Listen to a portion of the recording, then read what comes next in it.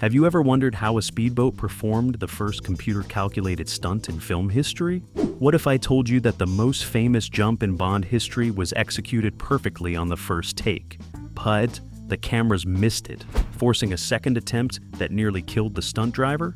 The Glastron CV23HT that launched James Bond through the air held secrets involving NASA engineers, a Louisiana boat dealer, and a modification that the manufacturer said would sink the boat instantly. Today we're counting down 20 weird facts about James Bond's Glastron CV23HT Speedboat from the man with the golden gun that will completely change how you see this legendary 1974 stunt. From mathematical calculations performed on mainframe computers to a jump ramp built backwards by accident, these revelations might just blow your mind. So, buckle up, hit that like button if you love classic Bond films and death-defying stunts, and let's dive into the secrets behind cinema's most audacious boat jump. Number 20. The boat jump was calculated by NASA computer engineer.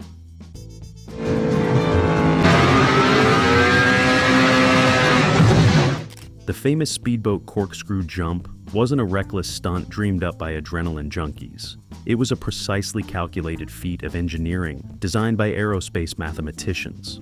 Producer Albert "Cubby" Broccoli wanted a spectacle that had never been attempted, something that would define the film. Stunt coordinator W.J. Milligan proposed a complete 360-degree barrel roll jump with a speedboat. Most people declared it impossible. The boat would crash, flip uncontrollably, or land upside down. Broccoli contacted computer engineers at Cornell University's Aeronautical Laboratory who'd worked on NASA projects. These scientists had access to mainframe computers capable of complex physics simulations. They input variables including the boat's weight, speed, ramp angle, center of gravity, and rotational momentum. The computer ran thousands of simulations, calculating the precise conditions needed for a successful barrel roll. The results were specific. The boat needed to hit the ramp at 41 miles per hour at exactly a 30-degree angle. The ramp had to twist at a specific rate to impart rotational energy. The landing ramp required precise positioning to catch the boat at the correct angle. Any deviation from these parameters would result in catastrophic failure. The computer printouts ran to over 300 pages of calculations. This computational approach was revolutionary for 1973 stunt work. Most stunts relied on experience and intuition.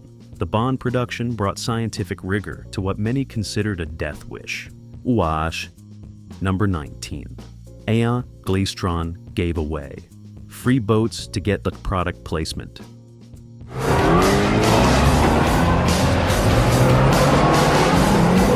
Glastron, a relatively small boat manufacturer based in Minnesota, didn't pay for product placement in The Man with the Golden Gun.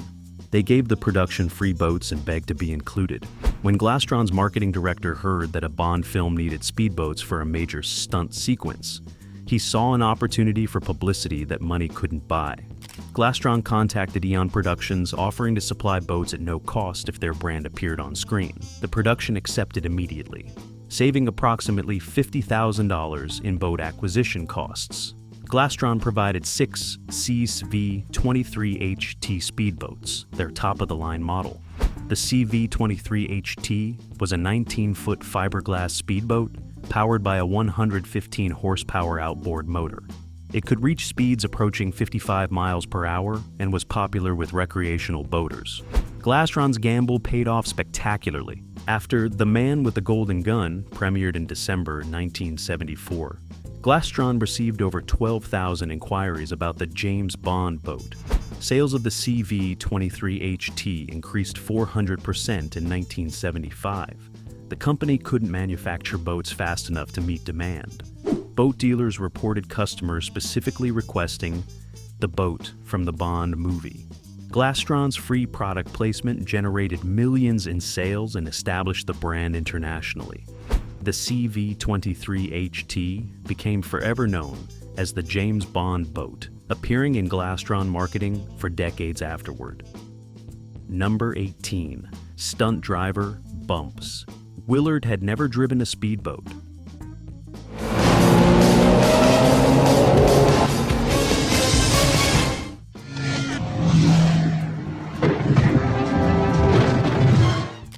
before the man who performed the impossible barrel roll jump, J. Bumps Willard, was an automotive stunt driver who'd never piloted a speedboat before being hired for The Man with the Golden Gun. Willard specialized in car stunts, holding world records for automobile jumps. When the production needed someone fearless enough to attempt the calculated but untested boat jump, Willard's name came up. Milligan contacted him, despite knowing Willard had zero marine experience. Willard's response was characteristically confident. How hard can it be? This cavalier attitude nearly got him killed. Speedboats handle completely differently than cars. They slide laterally on water, requiring constant steering correction. Throttle response is delayed compared to automobiles. Most importantly, you can't brake on water. Willard spent 3 weeks training in Thailand before attempting the stunt. He practiced basic boat handling, learning to control the Glastron at various speeds. He studied the computer calculations, understanding the precise speed and angle required. He made dozens of practice runs approaching the ramp without actually jumping. Despite this preparation, Willard later admitted he was terrified. The jump required hitting exact parameters with a vehicle he barely understood. One miscalculation meant serious injury or death. His automotive experience helped with timing and spatial awareness, but the fundamental differences between cars and boats created uncertainty. Willard's successful jump on the second attempt was partly skill, partly computer calculations, and partly sheer courage. Number 17. The first perfect jump was ruined by a camera malfunction.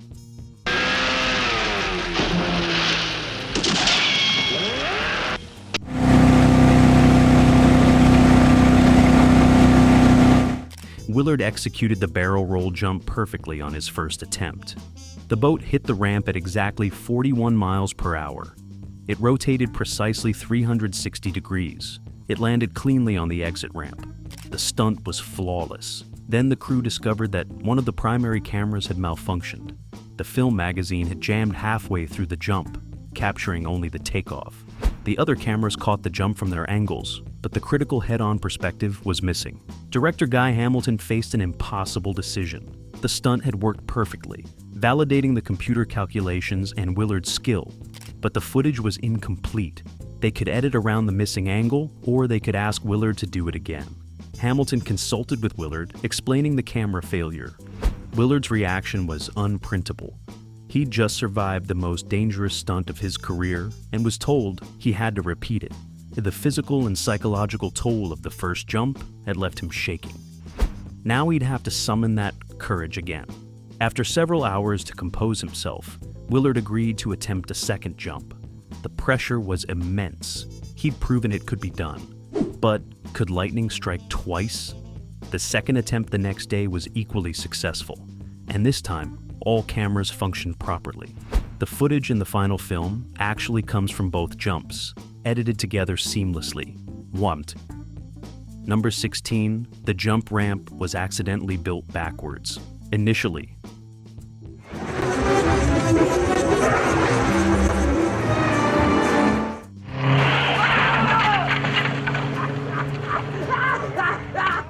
the construction crew building the jump ramp in Thailand made a catastrophic error. They built the ramp with the twist rotating in the wrong direction.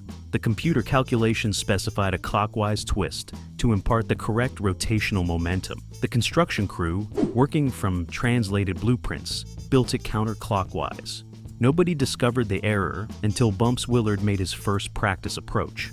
Observing from the chase boat, stunt coordinator Milligan noticed the ramp's twist looked wrong. He consulted the engineering diagrams and realized the construction mistake. If Willard had attempted the jump with the backwards ramp, the boat would have rotated in the wrong direction or not completed the full barrel roll. The result would have been a catastrophic crash. The production had to halt for 5 days while the ramp was completely rebuilt. The Thai construction crew had to dismantle their work and start over with correct specifications. The delay cost approximately $30,000 and pushed the production schedule dangerously close to monsoon season. Director Guy Hamilton was furious but grateful the error was caught before anyone was hurt. The construction supervisor was fired, and a bilingual engineer was hired to oversee the rebuild and verify every measurement. The corrected ramp was inspected multiple times before Willard would even approach it. This near disaster highlighted the dangers of international production, with language barriers affecting critical technical work. Number 15. Roger Moore refused to get in the speedboat.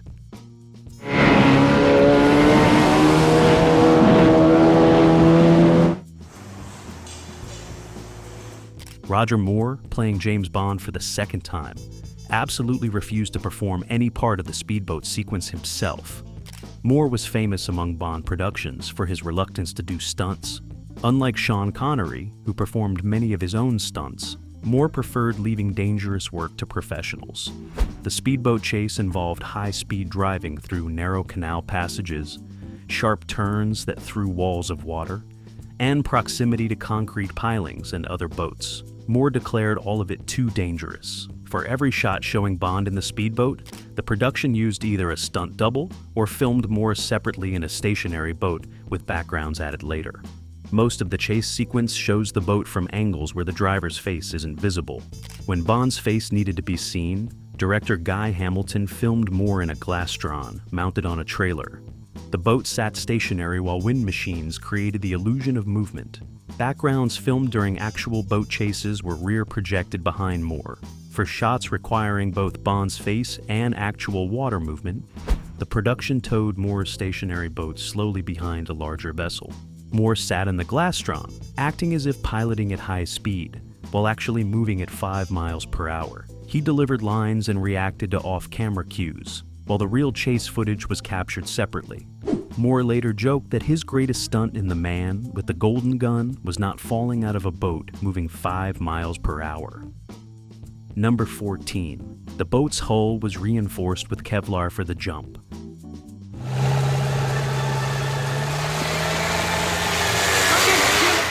The stock Glastron CV23HT wasn't strong enough to survive the barrel roll jump. The impact forces would crack the fiberglass hull.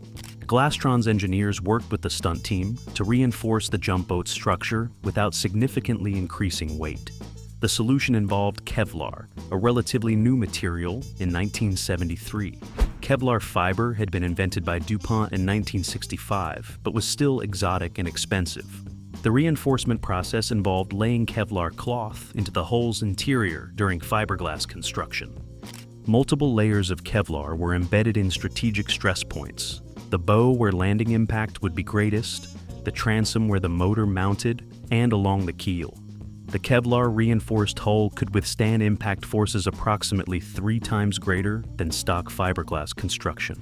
However, the Kevlar added approximately 60 pounds to the boat's weight.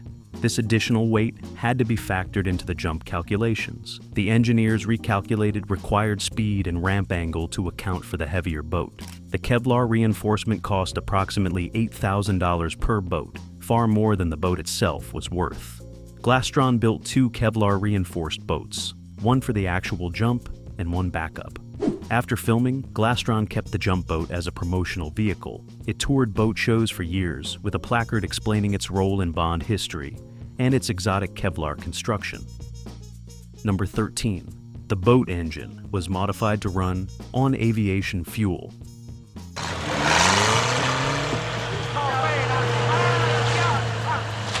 The standard 115 horsepower outboard motor that powered the Glastron wasn't reliable enough for stunt work. Outboard motors designed for recreational use weren't built to operate at full throttle continuously. The production needed guaranteed performance during the critical jump sequence. Any engine hesitation or power loss during the approach would doom the stunt. Glastron's marine engineers modified the outboard motor extensively. They replaced internal components with racing-grade parts, forged pistons, reinforced connecting rods, and a balanced crankshaft. They installed a high-flow fuel system and modified the carburetor for maximum performance. Most significantly, they tuned the engine to run on 100-octane aviation gasoline instead of regular marine fuel. Aviation fuel burns cleaner and more consistently than pump gasoline. The higher octane rating prevented detonation under high-stress conditions. The modified engine produced approximately 140 horsepower, 25 horsepower more than stock. This extra power ensured the boat could achieve and maintain the precisely calculated 41 miles per hour approach speed regardless of wind or water conditions. The aviation fuel modification created logistical challenges. Aviation gasoline wasn't available at Thai marinas. The production had to import aviation fuel from Bangkok Airport, storing it in special containers on location. Each practice run and actual jump consumed approximately 5 gallons of expensive aviation fuel trucked in specifically for the stunt boat. Number 12. The landing ramp had to be repositioned 17 times.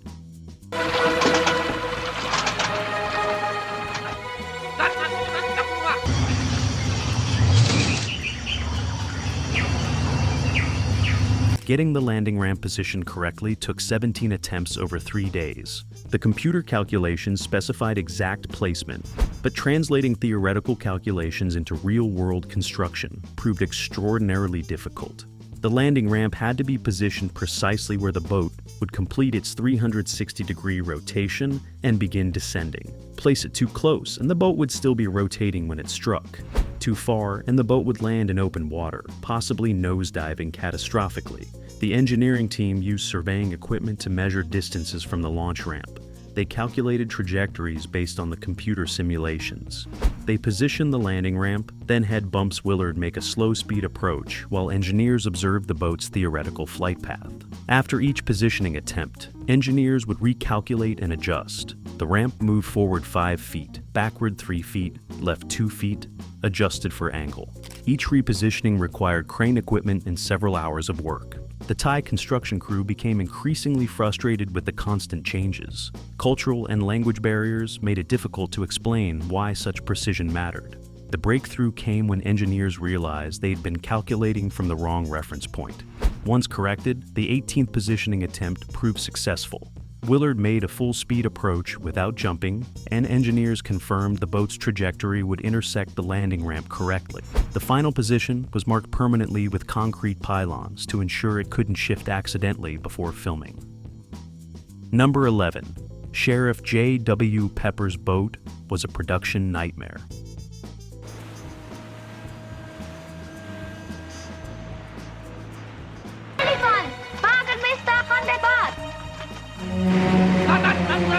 The comedic subplot featuring Sheriff J.W. Pepper, played by Clifton James, required a second speedboat for the chase sequence.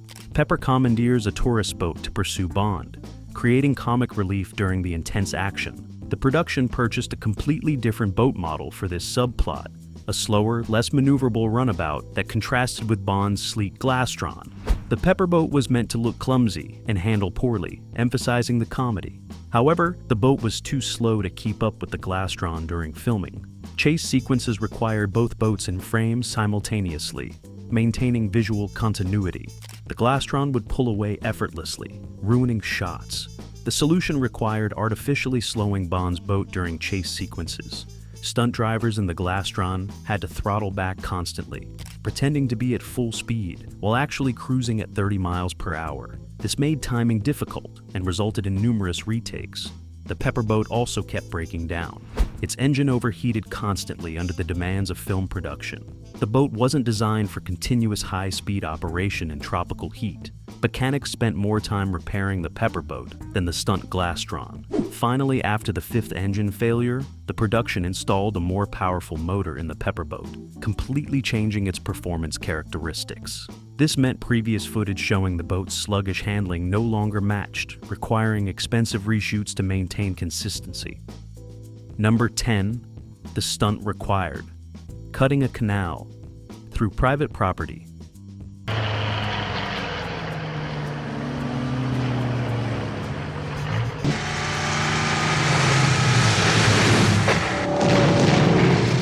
The speedboat chase sequence required a continuous waterway connecting multiple Thai canals.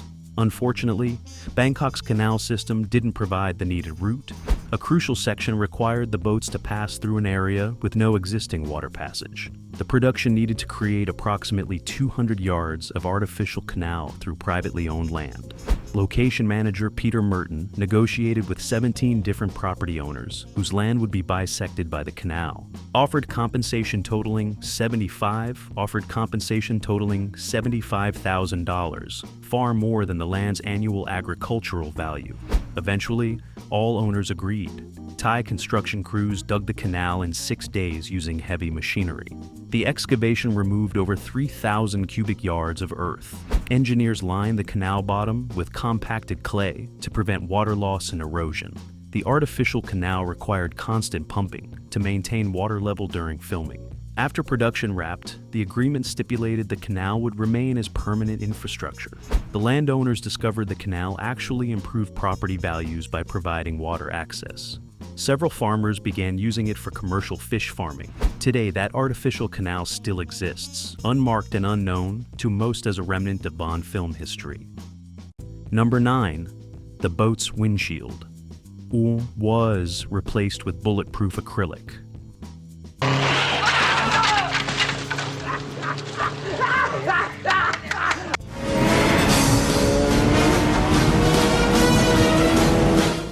The standard Glastron windshield was thin, plexiglass designed to deflect wind and water spray.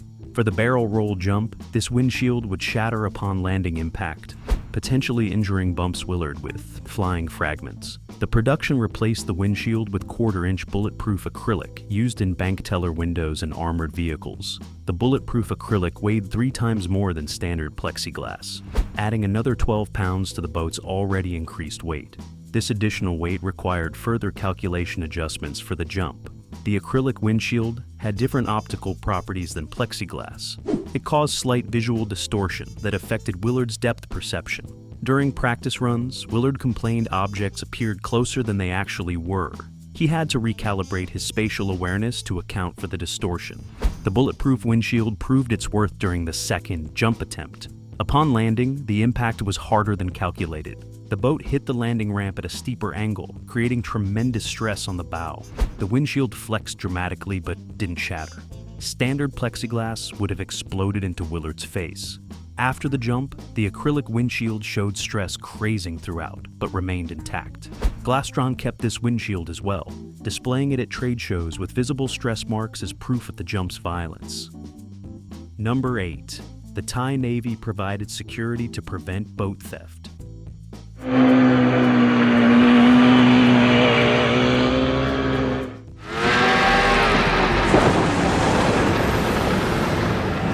The 6 Glastron speedboats represented significant value in 1973 Thailand. Each boat cost approximately $8,000, equivalent to several years' salary for average Thai workers. The production stored boats overnight at a riverside facility with minimal security. Within the first week, thieves attempted to steal 2 boats. Guards interrupted one theft in progress. The other boat was found abandoned several miles away after running out of fuel. The production realized they needed serious security. Local police couldn't provide adequate protection. The production contacted the Royal Thai Navy, requesting assistance. The Navy agreed to provide armed guards and patrol boats for the duration of filming. 6 Navy personnel rotated shifts guarding the boats 24 hours daily.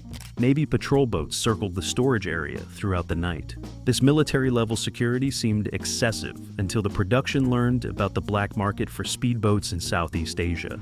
Stolen boats were frequently smuggled to neighboring countries where they sold for double their value. The Glastron's association with a James Bond film made them even more desirable targets. The Navy security prevented further theft attempts, but the cost was substantial. The production paid the Thai Navy approximately $2,000 weekly for security services. Over the 10-week Thailand filming schedule, boat security alone cost $20,000, nearly 3 times what one boat was worth. Number 7. The jump boat's engine. Seized immediately after landing.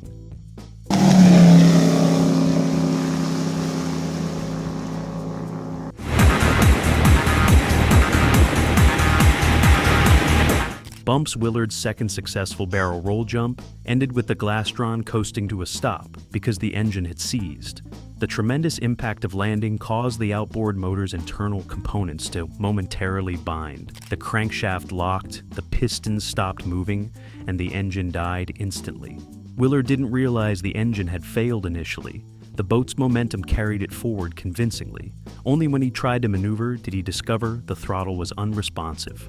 The boat drifted to the canal bank where crew members helped secure it. Marine mechanics immediately examined the seized engine, discovering catastrophic internal damage.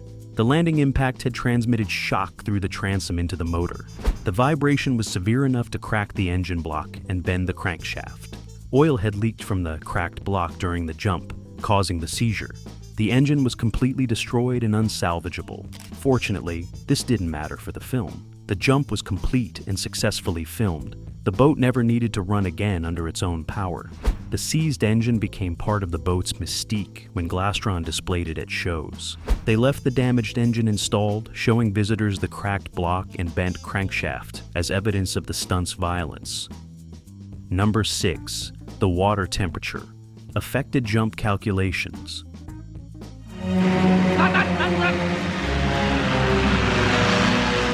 Cornell University's computer calculations assumed water temperature of 70 degrees Fahrenheit, typical for temperate climates. Thailand's canals in December averaged 86 degrees Fahrenheit. This 16-degree difference significantly affected water density and the boat's hydrodynamics. Warmer water is less dense than cooler water. The Glastron sat slightly higher in warm water compared to the computer's assumptions. This changed the boat's effective weight distribution and center of gravity. The engineering team didn't discover this discrepancy until Willard's practice runs showed the boat behaving differently than predicted. The boat was achieving the correct speed, but hitting the ramp at a slightly different angle than the calculated.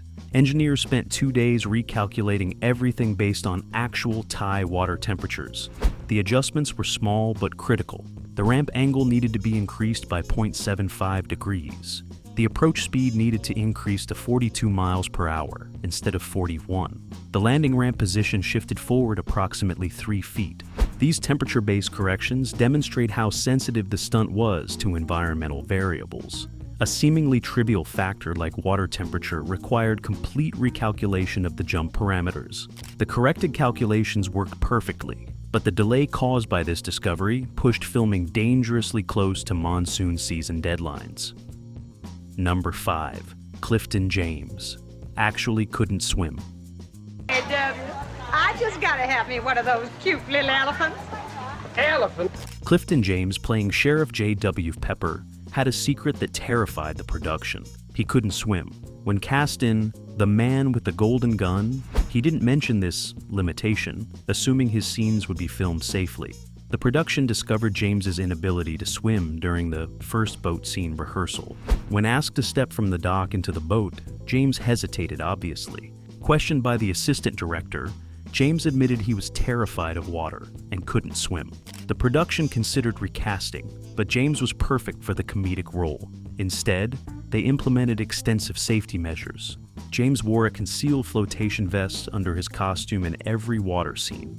The vest was thin enough to be invisible on camera, but provided enough buoyancy to keep him afloat.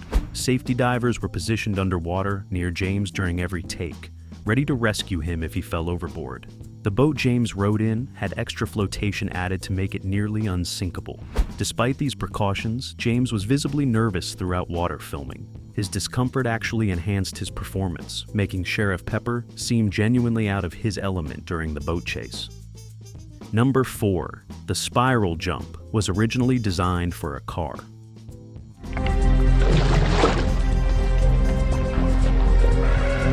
The barrel roll jump wasn't originally conceived for a speedboat. Stunt coordinator W.J.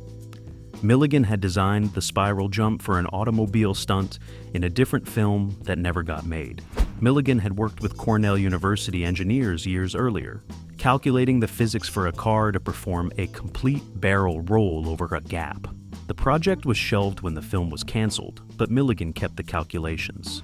When The Man with the Golden Gun needed a spectacular stunt, Milligan proposed adapting his car jump for a speedboat. The basic physics were similar. A vehicle hits a twisted ramp, rotates 360 degrees, and lands on a downward ramp. the engineers had to modify calculations for the boat's different weight distribution, lower density compared to a car, and the water approach versus solid ground. The boat adaptation actually worked better than the original car concept. The water approach allowed more precise speed control. The boat's lighter weight required less structural stress on the ramps. The water landing provided a backup safety option if the boat missed the landing ramp. Ironically, the stunt designed for a car became famous as a boat jump and has never been successfully performed with an automobile. Several stunt drivers have attempted car barrel roll jumps inspired by Milligan's original concept, but none have achieved the clean execution of the Bond speedboat jump. Number 3. The production destroyed 4 of the 6 Glastron boats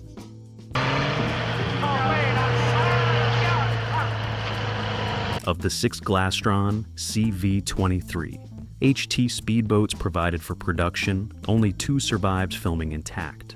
The barrel roll jump destroyed 1 boat completely. The seized engine and structural stress from the landing made it unusable for anything except static display.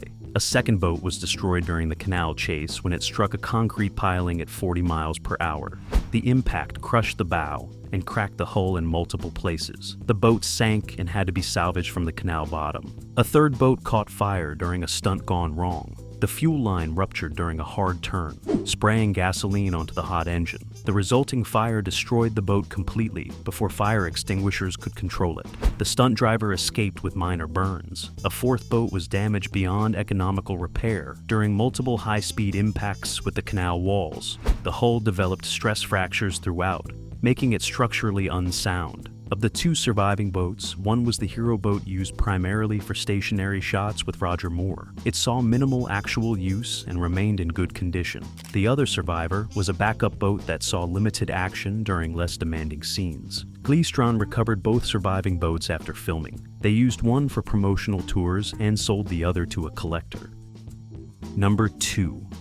The stunt inspired. Why is a generation of failed copycat attempts?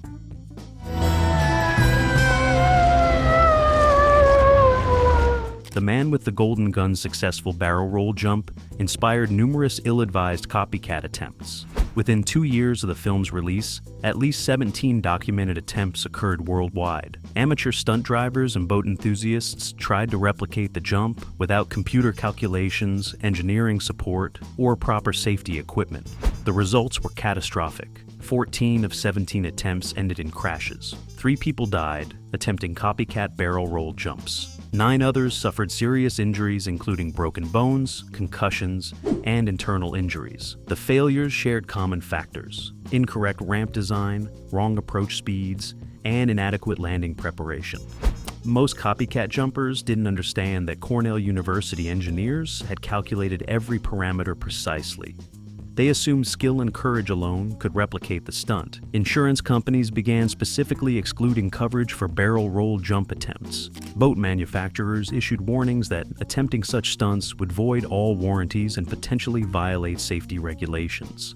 Glastron faced several lawsuits from injured copycat jumpers who blamed the company for making the stunt look achievable. All lawsuits were dismissed, but the legal costs were substantial. The copycat attempts actually enhanced the original stunt's reputation. The numerous failures demonstrated that Bumps Willard's successful jump was extraordinary, not something any competent driver could achieve. The failed attempts proved the stunt's difficulty and validated the scientific approach the Bond production had taken. Number 1. NASA used the jump data for spacecraft landing research.